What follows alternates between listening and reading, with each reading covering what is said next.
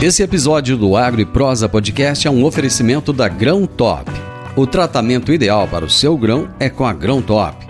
A Grão Top trabalha com o controle de insetos em grãos e sementes armazenadas. A Grão Top, em parceria com a Ecopest Brasil, realiza os mais diversos tipos de serviços que o seu armazém ou fazenda necessita, como expurgo de grãos, profilaxia, limpeza e desinfecção de caixas d'água e manejo integrado de pragas sinantrópicas. Entre em contato com a Grão Top no site www.grãotop.com. Evite imprevistos climáticos na sua lavoura.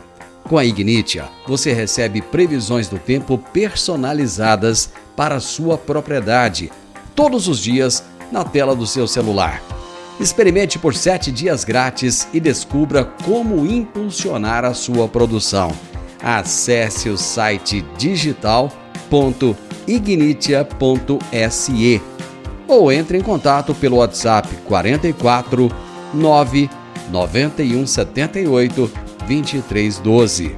44 9 91 78 2312. Ignitia.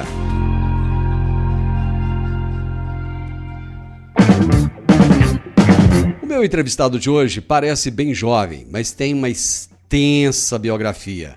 Ele é empresário com experiência em economia, MBA em gestão estratégica do agronegócio pela Fundação Getúlio Vargas, tem formação em Business and Marketing pela Martin College, na Austrália, é o atual fundador e diretor do Grupo Leão, especialista em máquinas compactas, sendo a Leão Máquinas concessionária da Yamaha, em Goiás, voltada para o segmento agrícola e construção civil.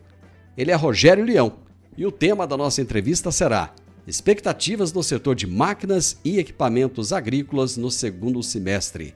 Rogério Leão, seja muito bem-vindo, é um prazer falar com você. O prazer é meu, Divino, é uma honra estar aqui com você. Queria dar a boa tarde aí para o público e espero que seja um ótimo bate-papo. Com certeza será. Rogério, você é muito jovem para já ter um currículo desse tamanho, uma empresa que está aí expandindo no estado de Goiás, inclusive acabei de ficar sabendo que já tem concessionária nova vindo por aí. Me conta um pouquinho, brevemente, aí da sua história. Olha, esse negócio começou com meu avô, então nós somos uma empresa familiar, recentemente eu adquiri da minha família. Então eu digo que esse negócio tem mais de 70 anos de história. Foi quando meu avô fundou o negócio, né? Nós temos outras empresas do grupo e eu trabalho desde cedo. A minha formação é no agronegócio, né? Sempre atuando desde de baixo mesmo, né? Com vendas. Depois a gente fundou outras empresas, então já tem uma história aí. Mas eu sempre dou honras para o meu pai, para o meu avô, que é um legado que continua. Parabéns, são raros aqueles que reconhecem o legado, né, daqueles que pavimentaram o terreno lá atrás, né? Fizeram a parte talvez mais difícil até, né?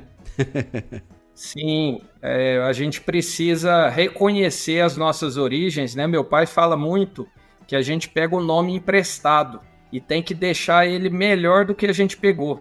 Então, eu sou muito feliz de ter pegado um nome muito forte, né? O Leão é um sobrenome do meu avô e espero deixar para os meus filhos que já estão trabalhando comigo, né? Já estou iniciando eles e a gente sabe que as empresas familiares, não só no Brasil, mas no mundo inteiro, elas movimentam a maior parte da economia, geração de riqueza, de emprego. Então, eu sou um embaixador das empresas familiares. Parabéns, parabéns. E a sucessão talvez seja o processo mais importante hoje em dia, né? Que infelizmente ainda não é tão reconhecido, né? Mas já está começando a tomar uma proporção maior e melhor, né? É uma área que eu digo que é como qualquer outra. A gente precisa cuidar dela desde o início. Assim como a contabilidade, o financeiro, o comercial, a sucessão é a perenidade do negócio e a gente já tem que ter um plano de governança desde o início. Quando o negócio começa, às vezes você não tem nem o sucessor ainda, mas é necessário abordar essa área da empresa. Bacana. Vamos falar de venda de máquina. Eu quero saber o seguinte, eu já vou começar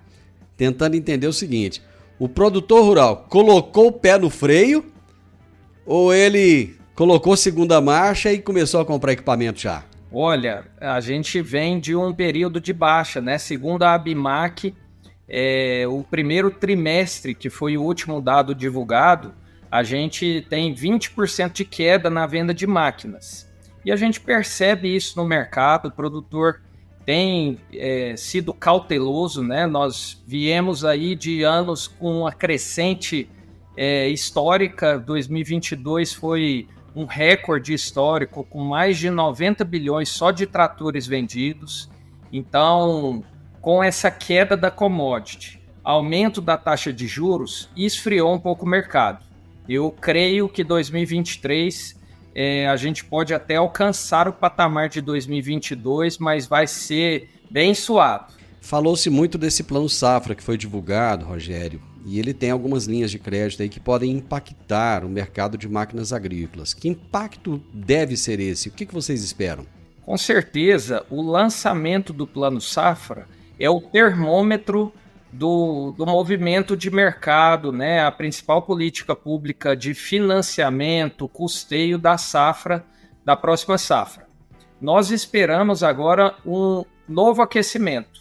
O segundo semestre sempre é melhor que o primeiro semestre, justamente porque o produtor aguarda para ter as melhores condições de negociação.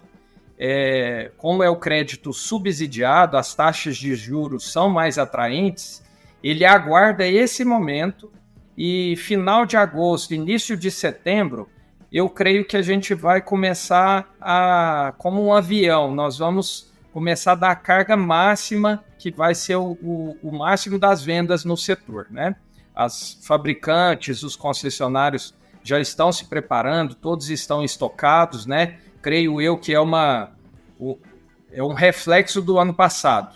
Como a demanda vinha muito alta, hoje a oferta está maior que a demanda, houve uma pressão no mercado, então normalmente todo mundo está estocado, concessionária e fabricantes. Eu gostaria que você explicasse para a gente quais são as diferenças entre cada uma dessas linhas de crédito que estão disponíveis. Sim, o Plano Safra aborda desde o pequeno, o médio e o grande produtor. A agricultura familiar, que é o pequeno produtor, ela é contemplada pela linha do Pronaf, né? A linha do Pronaf tem os juros mais baixos, hoje para investimento por volta de 4% ao ano, 5% em alguns casos, é 100% financiado, né? Houve um incremento de mais de 27% no valor total disponibilizado, isso vai aquecer a demanda, o perfil do atual governo é um perfil que atende mais essa linha da agricultura familiar, né? Houve uma novidade que não existia, o Moderfrota Pronamp, que é uma linha específica para o médio produtor. Como que é classificado esse médio produtor? A renda bruta anual dele até 4 milhões, ele vai ser considerado um médio produtor. A taxa de juros é de 10,5% ao ano, podendo financiar até 7 anos, né? 7 anos para pagar, e 100% financiável, sem entrada. O Moderfrota, que é a linha mais tradicional, que tem o maior volume, pelo conceito que utilizam, é a agricultura empresarial, do médio e do grande. Já é uma renda anual bruta de 45 milhões. A taxa, tanto para médios e grandes, se manteve em relação ao ano passado, que é 12,5% ao ano. E são 7 anos para pagar, 85% do item é financiado, ou seja, 15% de entrada. E essas são as linhas que contemplam desde o pequeno, o médio e o grande produtor que quer financiar a sua safra, né, o seu plantio.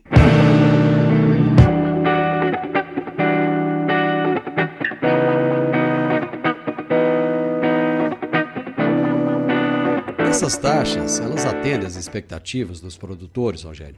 Olha, as últimas reuniões do Copom se esperava uma queda no percentual da taxa Selic, né? Hoje nós estamos com 13,75%, era esperada uma queda, então o mercado vinha aguardando uma taxa mais atraente. ela se manteve em relação ao ano passado. A única que houve uma redução foi o Pronaf, a agricultura familiar, que essa redução foi de 1%, mas o volume disponibilizado surpreendeu, né? Foi um volume histórico, são 430 bilhões entre o custeio e financiamento, e então foi uma via de mão dupla. Manteve a taxa, não reduziu, mas o volume agradou bastante. O grande desafio, Ronaldo, deixa eu colocar, até tive lendo um artigo da CNA, o grande desafio vai ser cumprir essa promessa. Nós sabemos da dificuldade... Era onde eu ia chegar agora. Governo, né? Então, nós vemos com ceticismo se realmente vai ter o recurso. Foi protocolado agora, né? Dia 28/7 é protocolado as linhas do Pronamp e do Moderfrota.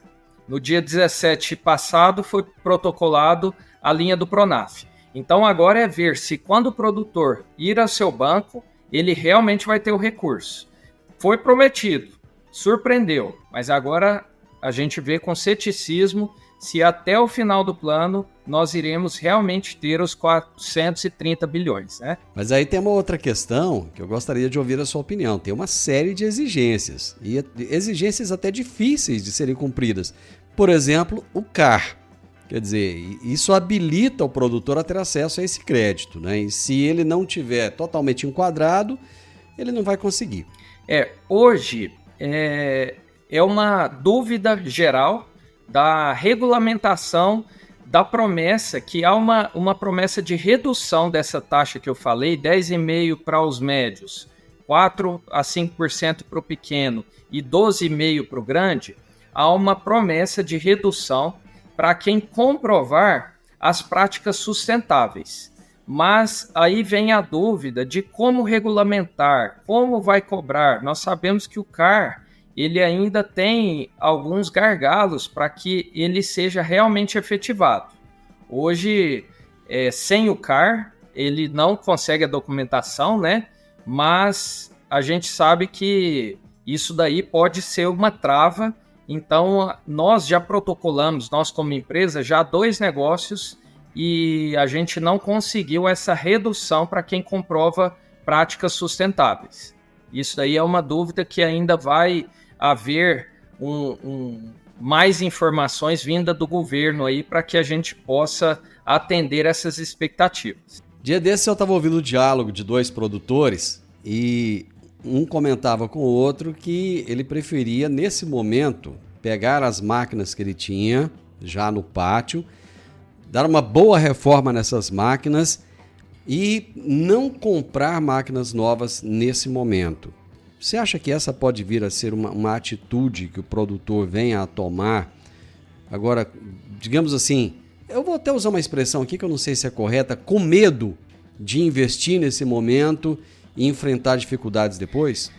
Nós, assim, toda a minha experiência do mercado, a primeira opção normalmente é essa, principalmente do pequeno e do médio. Eles querem reformar, comprar a máquina usada, todas essas linhas contemplam a máquina usada também, mas a gente vê que essa prática está diminuindo ao longo do tempo. Os fabricantes de máquinas novas cada vez mais estendem a garantia, o custo operacional das revisões está diminuindo por conta dessa competitividade, existem novos fabricantes, então eu creio que tem diminuído essa ideia de, ao invés de comprar a máquina nova, reformar.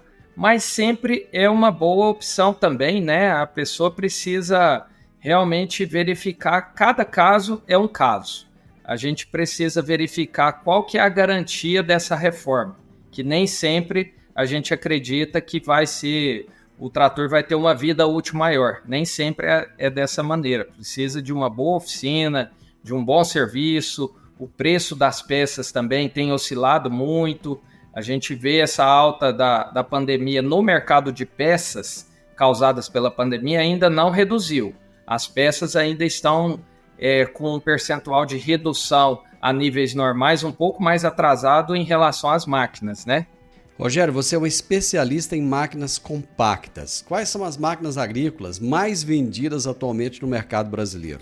As máquinas mais vendidas em volume são tratores até 90 cavalos. Esse é o mercado maior que a gente observa no Brasil. Claro que em volume, em valores, são as grandes máquinas que ultrapassam de milhões, né?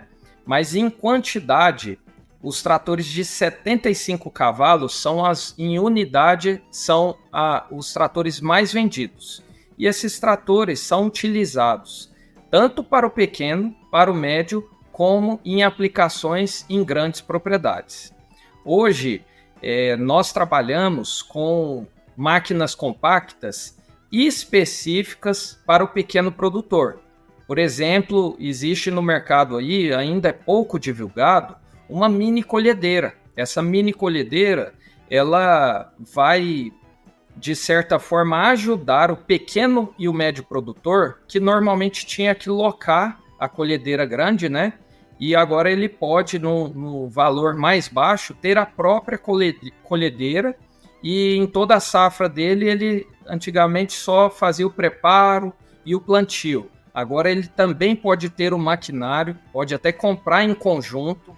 A linha do Pronaf e do Pronamp permite isso, comprar em conjunto, não precisa ser somente um CPF, para democratizar isso, né? As colhedeiras, as máquinas compactas, claro que elas têm aplicações para o grande produtor, mas elas também têm um custo menor que facilitam o pequeno produtor ter uma máquina que, por ser mais compacta, às vezes ela é mais barata, ela tem um custo-benefício mais baixo que uma máquina grande. Eu quero entender qual a operação que ele vai fazer com essa mini colhedeira.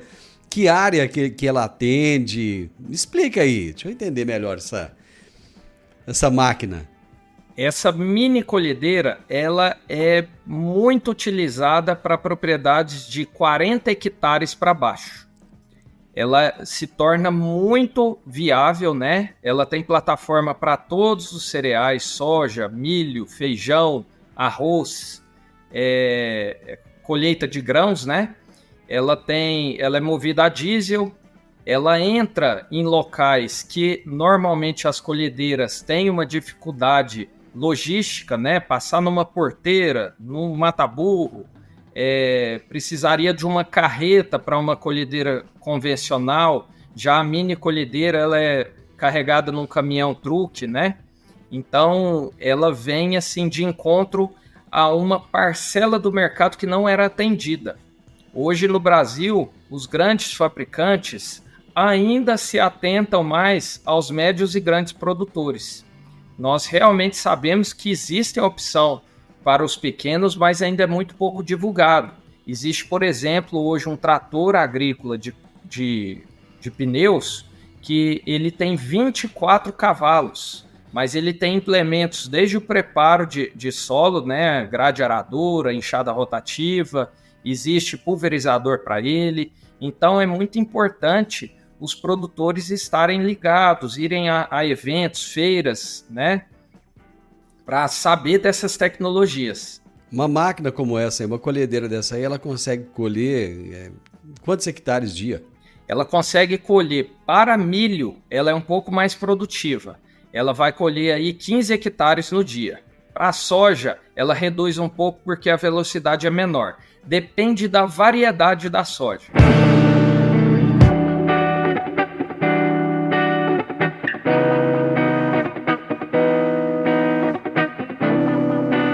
Muito bem.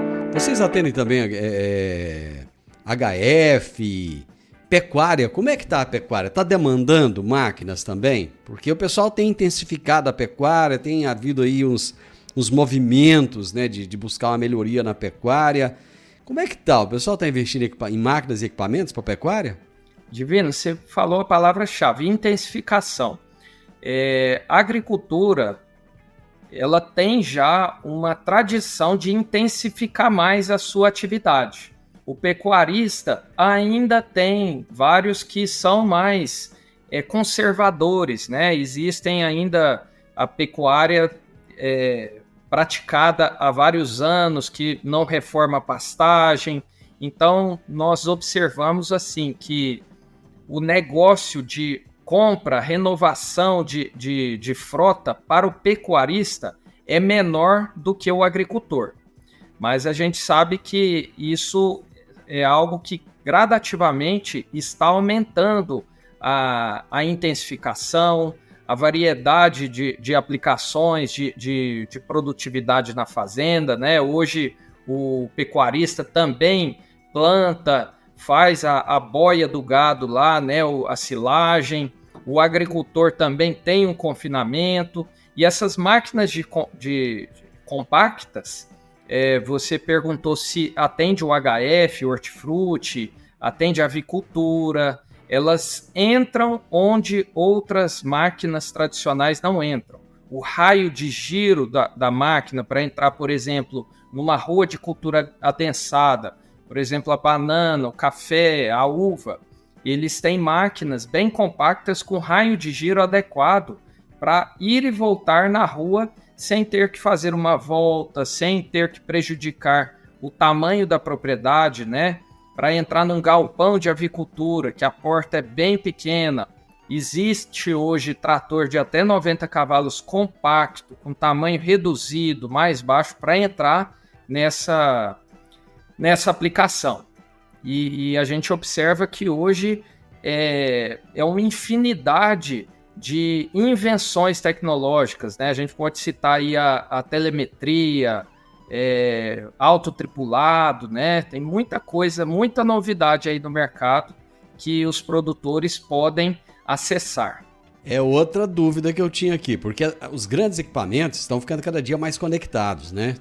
Conexão, botão para tudo quanto é lado, um conforto danado.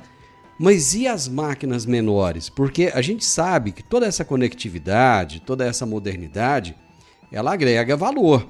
Ela traz uma comodidade, traz vantagens, mas ela traz custo também. E muitas vezes a máquina, para o pequeno produtor, ela precisa de ter um valor mais barato. Como é que fica essa relação aí de modernidade, né? Mas ao mesmo tempo com um custo reduzido? Existe uma pressão no mercado, porque a mão de obra ela é cada vez mais escassa, ela é cada vez mais cara, né? Então essa tecnologia ela vem para tentar suprir esse gargalo, esse problema.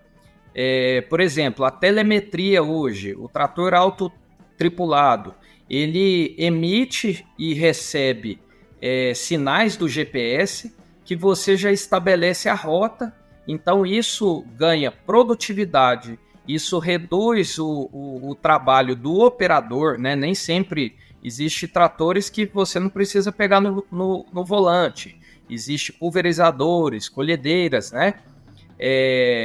Mas ainda, assim como os carros elétricos que a gente consegue ver assim, são uma realidade, mas houve uma redução ao longo do tempo pela escala, né? Para ganhar na matéria de custo, precisa ter escala.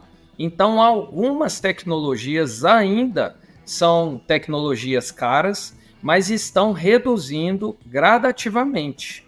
Hoje é comum você ter um trator que é eletrônico, né, o motor eletrônico, que ele tem um computador de bordo que ele te informa várias informações que vai te ajudar. Qual que é a rotação que a máquina está, qual é o consumo, qual o raio que ela pode estar atuando. Isso também ajuda na questão do seguro agrícola, né, contra roubos, contra furtos. Você emite relatórios para saber se você está sendo eficiente ou não. Mas é gradativamente. Hoje já existe vários modelos que, se a gente falar assim da tecnologia embarcada comparada com aquele tradicional, com o mais manual, vamos dizer assim, já está equiparado. E quando a gente faz um estudo de qual vai ser a viabilidade, o retorno daquilo, é bem interessante, já é uma realidade. É igual aquela propaganda, o agro é tech, o agro é pop, e a obsolescência da tecnologia agrícola, ela tá cada vez mais curta. Cada vez mais você já tem que trocar, renovar seu maquinário, né? Rogério, para finalizar a nossa prosa aqui, quais são os principais desafios e as principais oportunidades que esse setor terá para os próximos anos? O mundo, ele precisa alimentar. Existe um estudo que em 2030 a população mundial vai passar de 7 para 9 bilhões de pessoas. Nós temos tecnologia, nós temos área agricultável sem desmatar, mas isso vai exigir muita intensificação. Vai ter um controle de dados. O grande desafio do produtor é que ele seja realmente eficiente da porteira para dentro, em espaços cada vez menores. Isso engloba também ele ter conhecimentos de gestão de pessoas, ninguém faz nada sozinho. Nós sabemos que a influência de fatores que às vezes a gente não pode controlar, por exemplo, a natureza, ela sempre virá. Hoje existem maneiras de mitigar isso através de seguros agrícolas, né? Fazer operação de hedge. A política, a influência política. Nós sabemos que tanto um como o outro pode facilitar ou dificultar nosso trabalho, mas nós temos que continuar. E o Brasil, ele está localizado numa posição bastante estratégica. Nós sabemos que a gente já tem nas veias a forma de produzir, né? O brasileiro sabe plantar, o brasileiro está com agro nas veias. Então eu creio que todos esses desafios, assim como a gente passou por um período bastante conturbado, que foi a pandemia, vão ser passados da melhor forma possível. Mas a gente tem que estar preparado, né? A gente tem que continuar trabalhando, investir em tecnologia e ser bastante eficiente. Aquele produtor que não mudar a forma de gerir a sua fazenda, a sua propriedade, ele tende a ir perdendo forças, a uma grande transferência de riquezas, né? Nesse período agora que houve uma queda do preço de commodities, muita gente passou por isso de uma forma, de certa forma, confortável, porque fez consórcio de outras variedades, agricultura, né? Hoje existe a safra, safrinha, o boi safrinha, existe o sistema agro-silvio-pastoril, né? Então, cada vez mais a gente tem que investir nisso. Agora, ficar naquela agricultura de antigamente, realmente a pressão é grande e a gente tem que caminhar para a evolução. Eu gosto muito de conversar com jovens como você, só que você tem juventude, mas tem conhecimento, tem bagagem, tem história. Parabéns. Seja bem-vindo a Rio Verde. Você me disse que vai abrir uma concessionária em Rio Verde, vai com certeza ser um sucesso absoluto. Parabéns pelo trabalho. Muito obrigado pela oportunidade de ter essa prosa tão agradável com você. Eu que agradeço, é uma honra, sou admirador do seu trabalho. Sigo o Agro e Prosa no Instagram, o podcast, o programa Morada que eu quero ouvir, ele é de Rio Verde, né? Logo, logo nós estaremos aí, abriremos outros pontos comerciais por Goiás e conto com a sua parceria, conte sempre comigo. Muito obrigado, Rogério. Um grande abraço para você. Um abraço, eu que agradeço. Hoje eu tive o privilégio de conversar com o Rogério Leão, diretor do Grupo Leão, especialista em máquinas compactas, um jovem que acredita nesse país, que acredita na agricultura, acredita na pecuária, acredita no nosso agronegócio. Assim como tantos jovens, né? A nossa agricultura está se renovando. E ele falou muito importante lá no início a respeito da sucessão familiar. O Brasil é uma demonstração para o mundo de que a sucessão ela é possível, ela acontece, tanto é que a idade média dos nossos produtores rurais é uma das mais baixas do mundo. O podcast Agro e Prosa tem o objetivo de falar do agronegócio de forma fácil, simples e descomplicada. Diariamente conversamos com os maiores atores do agro e abordamos os mais diversos assuntos de interesse de produtores rurais, técnicos, pesquisadores, profissionais da área e simpatizantes do agronegócio. Se você gosta do nosso podcast, então você pode nos ajudar. É muito simples. Basta seguir-nos nas principais plataformas de streaming e também no YouTube. Se você deixar um gostei, compartilhar os episódios e deixar um comentário, já vai nos ajudar muito a dar relevância tanto ao podcast quanto ao canal. E o mais importante de tudo, nos siga para receber notificações de novos vídeos e episódios. Um grande abraço para você e até a nossa próxima prosa.